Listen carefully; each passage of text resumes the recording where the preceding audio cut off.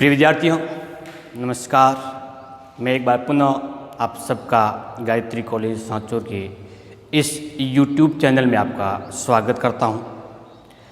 आज हम पढ़ने जा रहे हैं क्लास BSc पार्ट 3 के सब्जेक्ट बॉटनी का एक सामान्य सा टॉपिक जो संबंधित है वाष्पो उत्सर्जन की क्रिया से। विद्यार्थियों, हमने इससे पहले के व्याख्यानमाला में पढ़ा था कि ट्रांसपीरेशन क्या होता है और कैसे होता है। तो विद्यार्थियों, ट्रांसपीरेशन या वाष्पो उत्सर्जन सामान्य तौर पर 3 प्रकार के होते हैं। पर्नील प्रकार का या फोलियर टाइप का, क्यूटिकुलर प्रकार का या इसको एपिडर्मल प्रकार कहते हैं, और तीसरा होता है लेंटिकुलर प्रकार का या रंध्रीय वाष्पो उत्सर्जन। इसमें से सबसे अधिक वाष्पो उत्सर्जन यदि किसी संरचना से होता है तो वो होता है रंध्र। रंध्र सामान्यतः पर्ण की सतह पे पाए जाते हैं। वो जाति विशेष के अनुसार ऊपरी सतह पर या निचली सतह पर या दोनों सतह पर पाए जा सकते हैं। रंध्रीय संरचना के अंतर्गत हमने पढ़ा था कि रंध्र रक्षक कोशिका या गार्ड कोशिका और सहायक कोशिका या सबसाइडरी कोशिका के द्वारा निर्मित होते हैं। इस पूरी संरचना को रंध्रीय उपकरण कहते हैं। रंध्रों के खुलने में इन दोनों कोशिकाओं का बहुत ही महत्वपूर्ण योगदान है। आज हम इससे आगे की ओर पढ़ने जा रहे हैं। तो विद्यार्थियों, यदि आपने इस चैनल को सब्सक्राइब नहीं किया है तो आप सब्सक्राइब कीजिए, लाइक कीजिए और शेयर कीजिए। इस व्याख्यान के अंतर्गत आज हम बीच में एक प्रश्न पूछेंगे आपसे। उस प्रश्न का उत्तर आप मेरे व्हाट्सएप नंबर पर पर्सनल दे सकते हैं। इससे संबंधित यदि कोई प्रश्न हो तो भी आप व्हाट्सएप के माध्यम से पूछ सकते हैं, आपको उसका उत्तर दिया जाएगा। तो विद्यार्थियों, आज हम पढ़ रहे हैं कि जब रंध्र खुलते हैं तो बंद होते हैं तो इस क्रिया को कहते क्या है, इस प्रोसेस को। तो इस प्रोसेस को नाम देते हैं स्टोमेटल मूवमेंट, रंध्रीय गति। होता क्या है, रंध्रों के खुलने और रंध्रों के बंद होने की क्रिया को या क्रियाविधि को स्टोमेटल मूवमेंट कहा जाता है। कैसे होता है, इसके लिए सिंपल सा सिद्धांत है, इसका सिंपल सी प्रक्रिया होती है। तो हम उसी प्रक्रिया को समझने जा रहे हैं। तो ये एक किडनी की शेप की या सेम की बीच की आकृति की 2 कोशिकाएं होती है। इन कोशिकाओं को द्वार कोशिका या गार्ड सेल कहते हैं। इस गार्ड सेल की विशेषता हमने पहले पढ़ी हुई है कि इसकी आंतरिक अवतल सतह होती है वो सामान्य तौर पर मोटी होती है, जबकि बाह्य उत्तल सतह होती है वो होती है पतली होती है।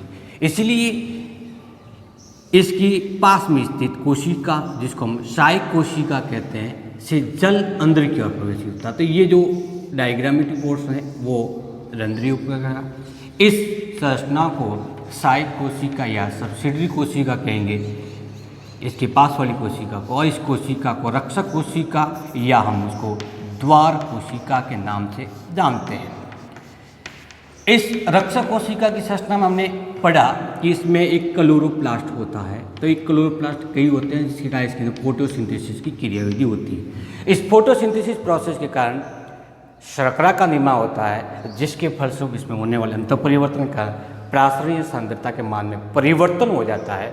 फलस्वरूप जल या तो सहायक कोशिका से द्वार कोशिका में आता है अथवा द्वार कोशिका से सहायक कोशिका में आता है। तो विद्यार्थियों, जब द्वार कोशिका की प्रासरण सांद्रता अधिक हो जाती है, इसका मान बढ़ जाता है, तब सहायक कोशिका से जल रक्षक कोशिका के अंतर्गत प्रवेशित होता है, जिसके फलस्वरूप रक्षक कोशिका एक द्वार कोशिका स्फीति अवस्था में आ जाता है। और स्फीति अवस्था में आने के दौरान क्योंकि इसकी आंतरिक सतह मोटी होती है, इसलिए जल के अणु आंतरिक सतह की तुलना में बाह्य सतह या उत्तल सतह की ओर अधिक दबाव लगाता है। फलस्वरूप ये अपने आकार के अनुसार फूल जाती है।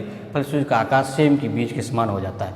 इसकी अवतल सतह होने के कारण इन दोनों के बीच में एक गैप उत्पन्न हो जाता है। इस गैप को पोर या छिद्र कहते हैं। जब छिद्र का आकार बड़ा हो जाता है तब हम कहते हैं रंध्र खुल गई। इसके विपरीत जब द्वार कोशिका या रक्षक कोशिका में प्रासरणीय सांद्रता का मान कम हो जाता है, उस स्थिति में रक्षक कोशिका से जल पुनः साई कोशिका में चला जाता है। फलस्वरूप रक्षक कोशिकाएं स्फीति अवस्था में से सल्त अवस्था के अंतर्गत परिवर्तित हो जाती है। फलस्वरूप इसका छिद्र का गैप है वो धीरे धीरे कम हो जाता है, और कम होने की इस विधि को या इस क्रिया को हम रंध्र का बंद होना कहते हैं। जब रंध्र पूर्ण रूप से बंद होंगे तब छिद्र पूर्ण रूप से झिर्री नुमा संरचना के रूप में ही रहता है, तो आंशिक रूप से पूर्ण रूप से बंद हो गए। तो ये विद्यार्थी इस प्रक्रिया को हम नाम देते हैं स्टोमेटल मूवमेंट।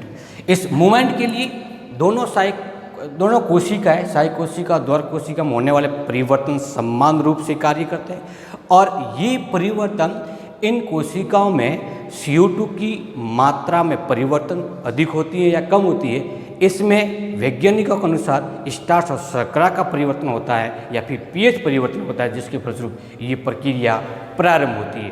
तो अब हम देखते हैं कि इस रंध्रीय गति होती कितने प्रकार की है। तो विद्यार्थियों, जाति विशेष के अनुसार और पादप किस आवास में पाया जाता है, उसको कितना वाष्प उत्सर्जन करना होता है। यदि अधिक वाष्प उत्सर्जन हो रहा है तो उसको जल की हानि को रोकने के लिए कम किया जाए, और कम हो रहा है तो उसको अधिक किया जाए, या फिर वातावरणीय प्रभाव के आधार पर ये स्टोमेटल मूवमेंट निम्न 5 प्रकार के होते हैं। रंध्रीय गति विद्यार्थियों 5 प्रकार की हुई। पहला प्रकार होता है, इसको नाम देते हैं फोटो एक्टिव या प्रकाश सक्रिय गति। इस स्थिति में प्रकाश की उपस्थिति में रंध्र खुलेंगे और प्रकाश की अनुपस्थिति में रंध्र बंद होंगे। अर्थात जब डे होगा, प्रकाश मिलेगा, उस दौरान रंध्र खुले होंगे, और रात्रि में प्रकाश नहीं मिलता, फलस्वरूप प्रकाश की अनुपस्थिति में रंध्र बंद हो जाते हैं। विद्यार्थियों, वैज्ञानिकों के अनुसार फोटो एक्टिव मूवमेंट प्रकाश संश्लेषण क्रिया के द्वारा निर्मित होने वाले शर्करा के कारण या प्रकाश संश्लेषण के कारण उस कोशिकाओं में, कौन सी कोशिका, द्वार कोशिका या रक्षक कोशिका में CO2 की न्यूनता उत्पन्न होने पर अथवा pH में परिवर्तन होने के फलस्वरूप ये गति संभव हो पाती।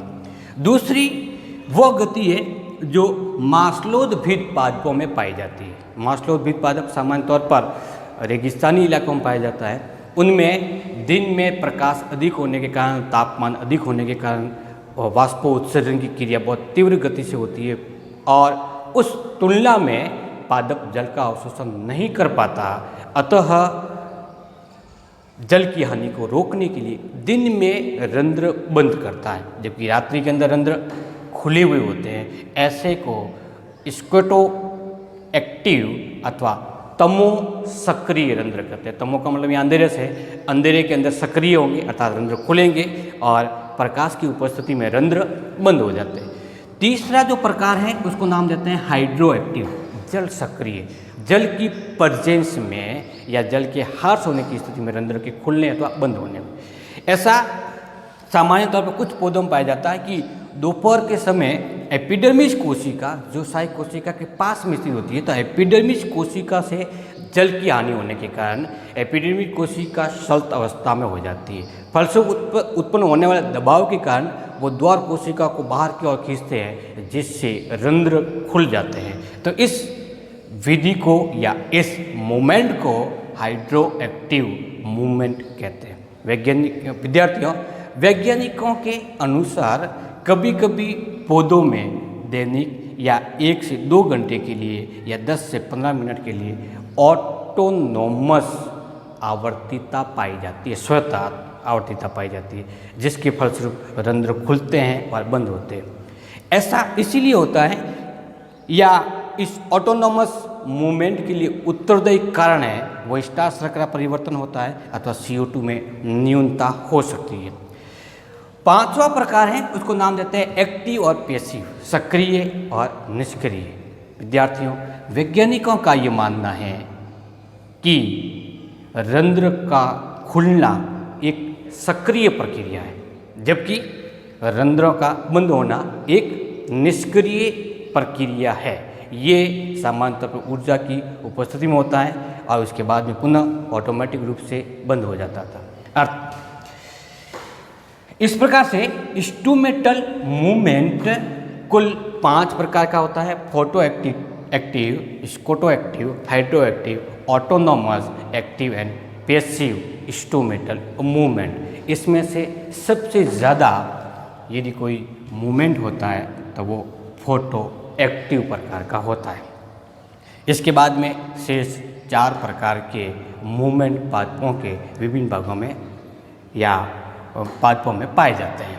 अब हम बढ़ते हैं इंस्ट्रूमेंटल मूवमेंट की मैकेनिज्म क्या होती है। जैसा कि हमने 2 में लिखा हुआ है इसमें कि फोटो एक्टिव के अंतर्गत ऑटोनोमस में कारण लिखे हैं कि इसके कारण हो सकता है, तो इस पूरी प्रक्रिया को पढ़ना हमें कि ऐसा होता क्या है कि आखिर CO2 की न्यूनता क्यों होती है और इसकी CO2 की न्यूनता होने से जीवदरियों में क्या परिवर्तन हुआ, जिसके फलस्वरूप केमिकल प्रोसेस होती है जिसमें स्टार्च शर्करा में परिवर्तन हो जाता है अथवा शर्करा स्टार्च में बदल जाती है, जो कि रंध्रों को खुलने और बंद होने के लिए उत्तरदायी है। डियर स्टूडेंट्स, अगला टॉपिक हमारा इंस्ट्रूमेंटल मूवमेंट से रिलेटेड है, वो है मैकेनिज्म ऑफ इंस्ट्रूमेंटल मूवमेंट। रंध्रों की गति किस प्रकार से होती है, ये अलग अलग वैज्ञानिकों के अनुसार अलग अलग थ्योरी दी गई है। इसका मुख्य आधार क्या है कि ऐसा प्रोसेस होता क्यों है, तो एक तो है शर्करा की सांद्रता में होने वाला परिवर्तन। स्टार्च शर्करा में बदल जाती है, शर्करा स्टार्च में बदल जाती है, एक परिवर्तन ये।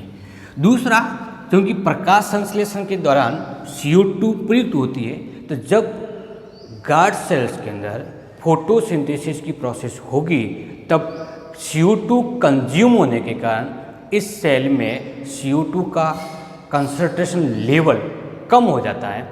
जब फोटोसिंथेसिस नहीं होता है उस स्थिति में गार्ड सेल में CO2 की मात्रा बढ़ जाती है। विद्यार्थियों, CO2 एसिडिक नेचर का मॉलिक्यूल्स है, इसलिए जब ये सांद्रता में वृद्धि करता है, इसकी मात्रा बढ़ती है, तो इसका मतलब कोशिका में एसिडिटी अथवा अम्लीयता बढ़ती है। और जब CO2 की मात्रा कम हो जाती है तब क्षारीयता बढ़ती है, अथवा क्षारीयता और अम्लीयता के मान में परिवर्तन होने से उस कोशिका में pH परिवर्तन होता है, तो pH की वैल्यू के अंदर भी चेंजेज होता है। और तीसरा है कि उस कोशिका अर्थात द्वार कोशिका में आयनों की सांद्रता में क्या परिवर्तन होता है। ये परिवर्तन ही इस रंध्र को खुलने और बंद होने के लिए उत्तरदायी है। तो इन 4 पॉइंट के आधार पर ही जो थ्योरी दी गई है वो इसके ऊपर डिपेंड है। सामान्य तौर पर इसी के अनुसार वैज्ञानिकों ने उसको समझाया हुआ है। तो ये थ्योरीज हैं या कंसेप्ट हैं वो मुख्य रूप से 4 प्रकार का है। एक कंसेप्ट जिसको नाम देते हैं फोटोसिंथेटिक थ्योरी। इस थ्योरी के अंतर्गत हम ये पढ़ेंगे कि आखिर रंध्र क्यों खुलता है और क्यों बंद होता है। और दूसरा ये पढ़ेंगे कि एक थ्योरी जब प्रेजेंट हो चुकी थी तो उसके रिजेक्ट होने का कारण क्या था, या वो इस वर्तमान परिप्रेक्ष्य में सबसे ज़्यादा इस मूवमेंट को परिभाषित करता है, इसके संदर्भ में क्या एविडेंस है।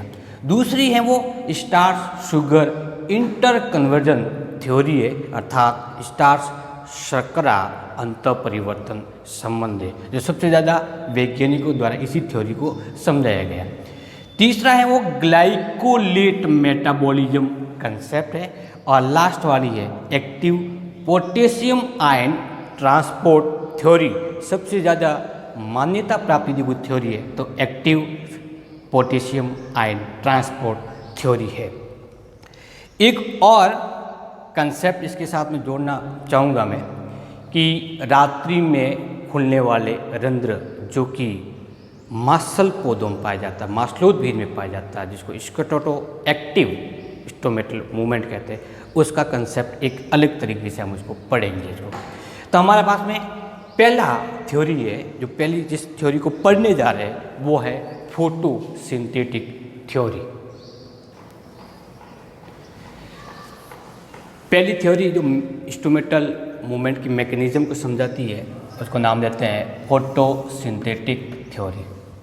इस थ्योरी को वॉन मोहल के द्वारा 1856 में परिभाषित किया गया था, उसको समझाया गया था। इस थ्योरी के अनुसार होता क्या है कि दिन में रक्षक कोशिका में प्रकाश संश्लेषण की क्रिया होती है क्योंकि इसके अंदर क्लोरोप्लास्ट पाए जाते हैं। इस फोटोसिंथेसिस के कारण निर्मित होने वाले कार्बनिक पदार्थ उस कोशिका की प्रासरणीय दाब के मान में वृद्धि करते हैं। बढ़े हुए प्रासरणीय दाब के कारण साय कोशिका से जल द्वार कोशिका में प्रवेशित होते हैं। फलस्वरूप द्वार कोशिका सल्त अवस्था से स्फीति अवस्था में आ जाती है और द्वार कोशिका की स्फीति होती ही रंध्र खुल जाते हैं। यह तो प्रक्रिया हुई दिन के अंदर, जबकि रात्रि में जब प्रकाश नहीं मिलता उस स्थिति में गार्ड सेल्स के अंदर प्रेजेंट क्लोरोप्लास्ट के द्वारा या गार्ड सेल्स में फोटोसिंथेसिस की प्रक्रिया नहीं होती। फलस्वरूप कार्बनिक पदार्थों का निर्माण नहीं होता। जो कार्बनिक पदार्थ उसके ऑस्मोसिस प्रेशर को बढ़ा रहे थे, प्रासरणीय दाब के मान में वृद्धि कर रहे थे, उनकी अनुपस्थिति में अब गार्ड सेल की प्रासरणीय दाब के मान में कमी हो जाती है, जिसके फलस्वरूप गार्ड सेल्स के अंदर या रक्षक कोशिका में उपस्थित जल रक्षक कोशिका से साय कोशिका में ट्रांसफर हो जाता है, जिसके फलस्वरूप रक्षक कोशिका स्फीति अवस्था से सल्त अवस्था में जाती है। फलस्वरूप रंध्र बंद हो जाते हैं। तो ये एक पहला सिद्धांत था जो कि ये बताता है कि गार्ड सेल्स के अंदर या द्वार कोशिका में उपस्थित क्लोरोप्लास्ट के कारण इसमें फोटोसिंथेसिस होती है और इस सिंथेसिस प्रोसेस के द्वारा निर्मित होने वाले कार्बनिक पदार्थ कोशिका में प्रासरणीय दाब के मान में परिवर्तन करता है। इससे रंध्र खुलते हैं और रंध्र बंद होते हैं। विद्यार्थियों, ये पहली थ्योरी थी जो इस मैकेनिज्म को समझाती है, लेकिन फिर भी इस थ्योरी में कुछ कमियां रह गई। क्या कमियां थी कि कभी कभी इस रक्षक कोशिका में फोटोसिंथेसिस के द्वारा शर्करा का मान या कार्बनिक पदार्थ का मान के मात्रा इतनी नहीं बन पाती कि वो प्रासरणीय दाब के मान में वृद्धि करे, अथवा जब शर्करा की मात्रा कम बनती है उस स्थिति में प्रासरणीय दाब के मान में भी कम वृद्धि होती है। फलस्वरूप रंध्र नहीं खुलने चाहिए थे लेकिन खुलते हैं। दूसरा ऑब्जेक्शन इसके लिए ये लगा गया कि ये केवल और केवल दिन के अंदर होने वाली प्रक्रिया को और रात्रि में होने वाली प्रक्रिया को समझाता है, जबकि कई पादप ऐसे हैं जो मास्लोद्विज श्रेणी के हैं, उनमें रात्रि में रंध्र खुले होते हैं। इस सिद्धांत के द्वारा इसको नहीं समझाया जा सकता। इसलिए हम अब दूसरा सिद्धांत पढ़ते हैं जिसका नाम है स्टार्स शर्करा परिकल्पना। सेकेंड स्टोमेटल मूवमेंट मैकेनिज्म से रिलेटेड थ्योरी है, वह है stars sugar inter conversion theory. इसको अलग अलग वैज्ञानिकों के द्वारा समझाया गया है। तो सबसे पहला कंसेप्ट देखते हैं, लॉयड के द्वारा दिया गया कंसेप्ट। इन्होंने 1908 में थ्योरी दी, समझाया कि रक्षक कोशिका में दिन में स्टार्च की मात्रा कम होती है जबकि शर्करा की मात्रा अधिक होती है। शर्करा अथवा शुगर की प्रेजेंट में ऑस्मोसिस प्रेशर का मान अधिक होता है, जिसके कारण साय कोशिका से आसानी से जल रक्षक कोशिका में प्रवेशित हो पाता है। लेकिन रात्रि में या लाइट की अनुपस्थिति में वही शर्करा या शुगर पुनः स्टार्च में बदल जाती है। फलस्वरूप ऑस्मोसिस प्रेशर कम हो जाता है। फलस्वरूप कोशिका स्फीति अवस्था से शल्त अवस्था में आ जाती है, इसलिए रात्रि में रंध्र बंद होते हैं। तो ये जो कंसेप्ट है वो स्टार्च और शर्करा के बेस पर हैं। तो इसमें होगा क्या, दिन के अंदर स्टार्च प्रकाश की उपस्थिति में शर्करा में बदलेगा, ऑस्मोसिस प्रेशर बढ़ेगा, फलस्वरूप साय कोशिका से जल द्वार कोशिका में प्रवेशित होगा, जिससे द्वार कोशिका स्फीति अवस्था आने से रंध्र खुल जाते हैं। जबकि नाइट के अंदर विपरीत प्रक्रिया होती है, जो कार्बनिक पदार्थ द्वार कोशिका की ऑस्मोसिस प्रेशर को बढ़ा रहा था वो अब कन्वर्ट हो जाता है स्टार्च में, और स्टार्च के कारण ऑस्मोसिस प्रेशर कम हो जाता है या इसके मान में कमी हो जाती है, जिससे द्वार कोशिका में प्रवेशित जल पुनः सहायक कोशिका में ट्रांसफर हो जाता है, जिसके फलस्वरूप क्या होगा, जल के बहिर्गमन के कारण द्वार कोशिका स्फीति अवस्था से सल्त अवस्था में आ जाती है, जिससे रंध्र बंद हो जाते हैं। विद्यार्थियों, स्टार्च शुगर इंटरकन्वर्जन थ्योरी का सेकेंड कंसेप्ट है वो शायरे साहब के द्वारा दिया गया था। ये इन्होंने 1926 के अंतर्गत अपनी परिभाषा को सिद्ध किया था। इनके अनुसार द्वार कोशिका का या द्वार कोशिका के आकार में परिवर्तन जो स्फीति अवस्था अथवा सल्त अवस्था के कारण होता है वो पीएच के मान में परिवर्तन के कारण होता है। दिन के अंतर्गत जब प्रकाश संश्लेषण की क्रिया होती है उस स्थिति में उपरंध्रीय गुहिका में उपस्थित कार्बन डाइऑक्साइड प्रकाश संश्लेषण में प्रयुक्त हो जाती है। फलस्वरूप कार्बन डाइऑक्साइड की न्यूनता के कारण रक्षक कोशिका के पीएच के मान में वृद्धि हो जाती है और ये मान लगभग 7.5 होता है।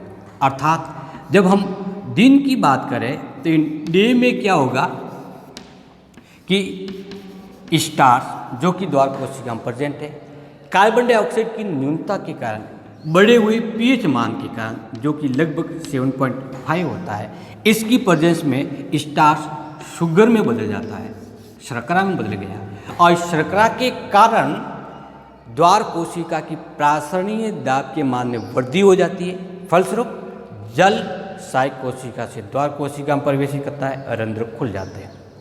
लेकिन जब रात्रि में प्रकाश संश्लेषण नहीं होता, नंबर एक, इसके कारण अंतरकोशिकीय या उपरंध्रीय गुहिका के अंतरकोशिकीय अवकाश में कार्बन डाइऑक्साइड की मात्रा ज़्यादा हो जाती है और दूसरा रात्रि में भी श्वसन क्रिया होती रहती है, इसलिए श्वसन क्रिया द्वारा मुक्त होने वाली कार्बन डाइऑक्साइड उपरंध्रीय गुहिका में एक्टिव हो जाने के कारण द्वार कोशिका के पीएच के मान में कमी हो जाती है और ये कमी लगभग 4 से लगा करके 4.5 4 to 4.0 to 4.5 हो जाती है। इस स्थिति में द्वार कोशिका में प्रेजेंट शर्करा पुनः स्टार्च में बदल जाती है और इस स्टार्च के कारण ओपी का मान कम हो जाता है। किसका? रक्षक कोशिका के प्रासरण दाब के मान में कमी हो जाती है। फलस्वरूप रक्षक कोशिका में उपस्थित जल सहायक कोशिका में ट्रांसफर हो जाता है। फलस्वरूप द्वार कोशिकाएं स्फीति अवस्था से सल्त अवस्था में आ जाने के कारण रंध्र एक बार पुनः बंद हो जाते हैं। तो ये प्रक्रिया स्टार्च से शुगर में बदलना डे में होती है और नाइट में क्या हुआ, तो यहाँ पे मैं कॉमन रूप से लिख देता हूँ कि डे में और दूसरा कौन सा हुआ, नाइट प्रोसेस के अंदर फलस्वरूप रंध्र बंद होने की प्रक्रिया होती है। इससे पहले लॉयड साहब ने ये बताया था कि स्टार्च शर्करा में परिवर्तन होता है जो फोटोसिंथेसिस का एक पार्ट है, जबकि शायरा साहब ये बताते हैं कि पीएच के मान में परिवर्तन होने के कारण स्टार्च शर्करा में अंत परिवर्तन होता रहता है। स्टार्च शर्करा इंटरकन्वर्जन थ्योरी को समझाने के लिए तीसरा जो मत आया वो स्कार्थ साहब के द्वारा दिया गया। इन्होंने दिया गया सिद्धांत मूल रूप से की खोज की जा चुकी थी। तो एंजाइम कौन सा था यहाँ पर, फास्फोराइलेज, जो कि इनऑर्गेनिक फॉस्फेट को किसी कार्बनिक मॉलिक्यूल के साथ में जोड़ करके फास्फोराइलेशन की क्रिया को संपन्न करता है। यन और टुंग साहब के द्वारा 1948 में द्वार कोशिका में इस एंजाइम की प्रेजेंस को ज्ञात किया था। इन्होंने सिद्ध किया था कि ये एंजाइम पाया जाता है। होता क्या ये कि दिन के दौरान जब प्रकाश संश्लेषण की क्रिया होती है तो उपरंध्रीय गुहिका में कार्बन डाइऑक्साइड की मात्रा कम होने के कारण द्वार कोशिका का पीएच का मान बढ़ जाता है। तो यहाँ पीएच का जो मान बढ़ रहा है वो लगभग 7.0 से लगा करके 7.5 तक होता है। इस स्थिति में फास्फोराइलेज एंजाइम सक्रिय होता है और ये एक इनऑर्गेनिक फॉस्फेट को स्टार्च के साथ में जोड़ता है। तो स्टार्च का क्या किया इन्होंने, फॉस्फोरिलीकरण की प्रक्रिया को प्रेरित किया, जिसके फलस्वरूप ग्लूकोज 1 फॉस्फेट बनता है। ग्लूकोज 1 फॉस्फेट का निर्माण हुआ, इस जो कि एक शर्करा का एक प्रकार है। तो ग्लूकोज 1 फॉस्फेट के कारण द्वार कोशिका की स्फीति अवस्था बनती है, जो कि प्रासरणीय दाब के कारण होगी, फलस्वरूप रंध्र खुल जाते हैं। लेकिन रात्रि के अंदर प्रक्रिया पुनः विपरीत हो जाती है। विपरीत कैसी होगी कि इन डे में ये प्रोसेस हुआ, जब नाइट के अंतर्गत कार्बन डाइऑक्साइड की मात्रा उपरंध्रीय गुहिका में बढ़ जाती है, उसकी सांद्रता वृद्धि हो जाती है।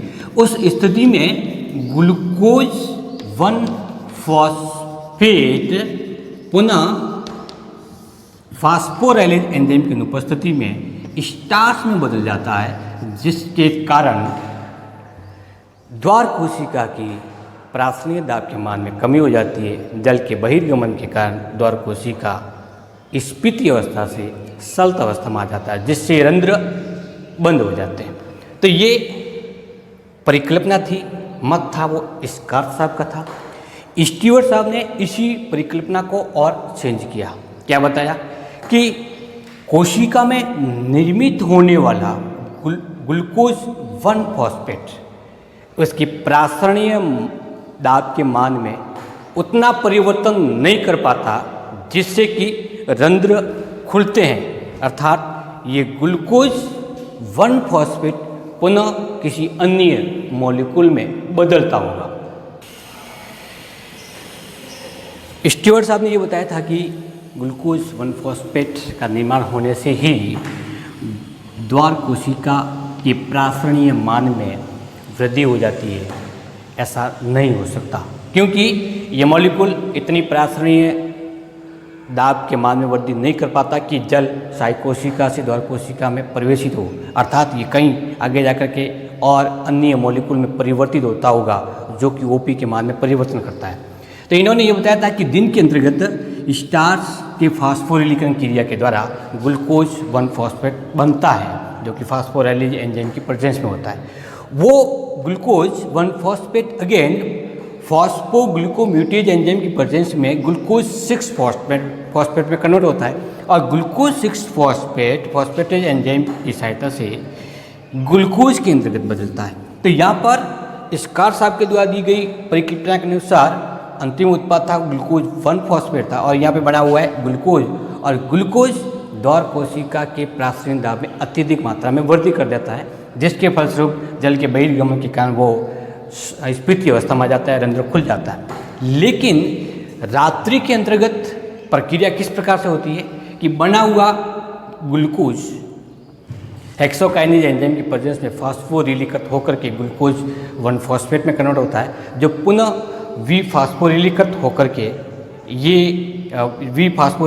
के वो स्टार्च में बदलता है, और ये क्रिया फास्फोराइलेज एंजाइम की प्रेजेंस में होती है जब कोशिका में पीएच का मान लगभग 4.0 से 4.5 होता है।